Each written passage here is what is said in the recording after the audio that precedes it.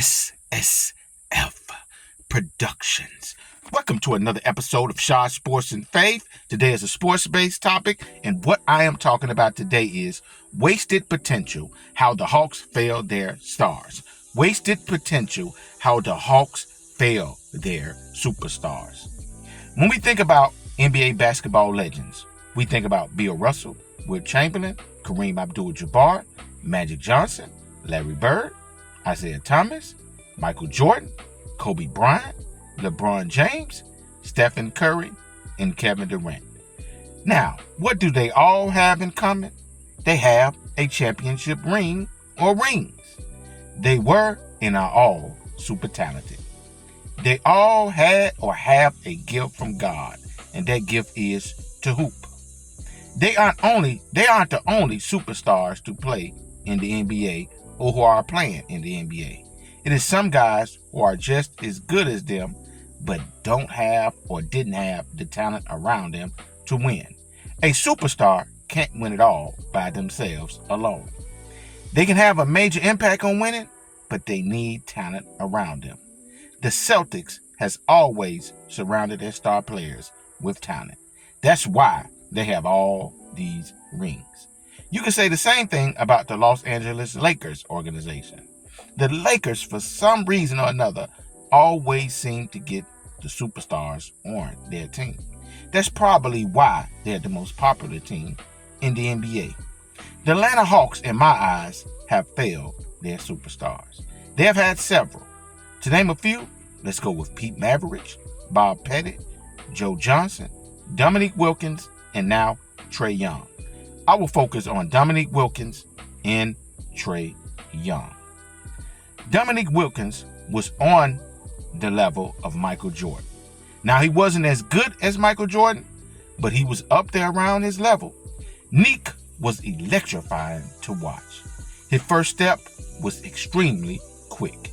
He was explosive. His mid-range game was really good. He had a solid post-up game as well. He was really good at driving to the basket and finishing at the rim. He was tough to guard because of his quickness and his ability to get to the rim and his ability to shoot the mid-range jumper. Defenders would play off of him because of his quickness, and he would just pull up with that mid-range jumper. He could also drive towards the basket, stop on a dime, and pull up for a jumper and just swish it. His leaping ability made it hard to block it. His leaping ability and incredible dunks earned him the name the Human Highlight Film. In his prime, Dominique, from 85 to 93 with the Hawks, averaged 28 points per game, 7 rebounds, 1.5 steals, 3 assists on 46% shooting from the field, along with 32% from 3 and 82% from the free throw line. He was number 2 in MVP votes in 86 and top 5 in MVP votes twice in his career. Well, 3 times. His numbers then drop off in the playoffs. In the playoffs from 85 to 93, he averaged 28 points per game, 6 rebounds, 4 assists on 43% shooting from the field, and 81% from the free throw line. He was a 9-time All-Star, a 7-time All-NBA member in his 15-year career. And he is a Hall of Famer. So why is a guy as talented as Neek in his career with no rings? Well, let's talk about it for a quick little minute. Dominique lacked talent. Dominique played in the 80s and in the early 90s. In the 80s, it was dominated by the Lakers, Celtics, and later on, the Detroit Pistons.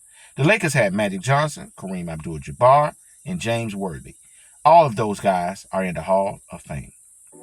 They were even coached by a Hall of Fame coach in Pat Riley. The Celtics had Larry Bird, Kevin McHale, Robert Parrish, and Dennis Johnson. All of these guys are in the Hall of Fame. The Pistons had Isaiah Thomas, Joe Dumars, Mark Aguirre, and Dennis Rodman. All 3 of those guys are in the Hall of Fame. The best players Dominique played with were Kevin Willis, who was a really good player. He averaged around 15 points and 12 rebounds while playing with Dominique. Dominique also had guards Doc Rivers, who averaged around 13 points, 6 assists, and Neek had a chance to play with Moses Malone. He played with Moses Malone for a couple of years, but Moses was past his prime.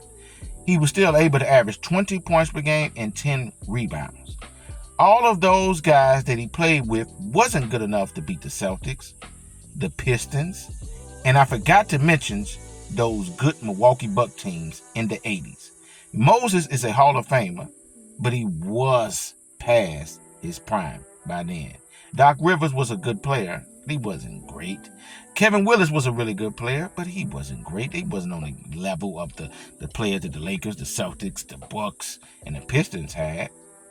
The 1987-88 Hawks teams looks as if it was Dominique's best chance at winning. The Hawks were coached by Mike Fratello, who was a pretty good coach. The Hawks won 50 games that season. As a team, they were fourth in defense. They made it to the conference semifinals.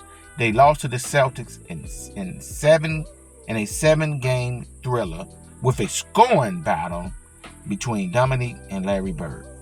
Dominique was by far the most talented player on that team. He averaged 30 points per game that season. The next top scorer averaged 14 points. He kept those numbers up in the playoffs, averaging 31 points per game, 6 rebounds on 45% from the field. He played 10 seasons with the Atlanta Hawks.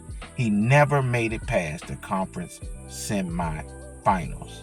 He hurt his Achilles tendon in 1992 and came back in the 92-93 season and played great, averaging 30 points per game, surprising many.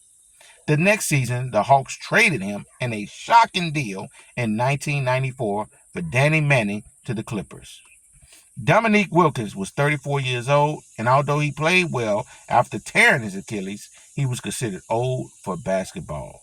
So the Hawks traded him for a young, good player in Danny Manning.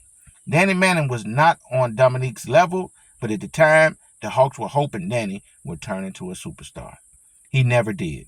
Dominique played well for the Clippers, but eventually left them to play for a few other teams, eventually retiring in 2001 without a championship ring. Trae Young was drafted by the Atlanta Hawks in 2018 in the first round with the 5th pick in the draft. At Oklahoma, Trae was known as a long-range three-point sniper. He was compared to Stephen Curry. After being in the league for about 7 years, he has averaged 25 points per game, 10 assists, shooting 45% from the field, and 35 from the three. He is quick, shifty, has a good ability to create separation from defenders and shoot the three or drive to the basket. He has the floater game and can finish at the basket with either hand with his crafty moves. He also has good court vision, creating easier shots for his teammates. He is known for making key shots in the clutch. He has even made a few game winners, earning him the name Ice Trae. His signature after making a tough shot is a cold shrug of his shoulders. So why has a guy as good as Trae has not won a championship yet? I will tell you what I believe why. It's the same thing with Dominique, the lack of talent. Trae's closest chance at winning a championship came in 2021. The Hawks went to the conference finals in Trae's 3rd year. The Hawks lost in 6 games to eventual champs, the Milwaukee Bucks, with their superstar Giannis. He played well in the playoffs, averaging 28 points, 9 assists. He shot 41 from the field and 31 from 3. That was his best chance at winning. He had players on that team like John Collins on his squad, who averaged 17 points, and John was an athletic slasher who could knock down the three. He had also Bojan Bogdanovic, who averaged 16 points, who was a really, really good shooter. Kent Capella, who was an athletic center and a rim protector and a lob threat, played on that team as well. And he had DeAndre Hunter, who was a really good defensive wing and a slasher to the basket who can shoot the three. They had a good team, but that wasn't good enough. The Hawks were young and talented, and they were hoping to feed off that good season. They made the playoffs in 2022, but lost in the first round to the Miami Heat.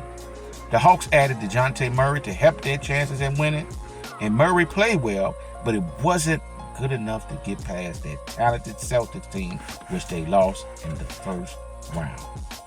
The Hawks lost to the Celtics in 6 games in their 2023 playoffs. The Hawks were upset, at least the management that is, because they hadn't advanced farther in the playoffs after making it to the conference finals in 2021. So going into 23-24 season, the Hawks decided to fire Coach Nate McMillan. They hired Quinn Snyder, but failed to make the playoffs. Their defense got worse under Coach Snyder so far. It didn't help that Young missed almost 30 games. The next season, the Hawks failed to make the playoffs again and were one of the worst defensive teams in the league this past 24-25 season. The Hawks failed to put enough talent around Trae to help him win a championship. They surrounded him with good players, but not the talent that would help him win a championship.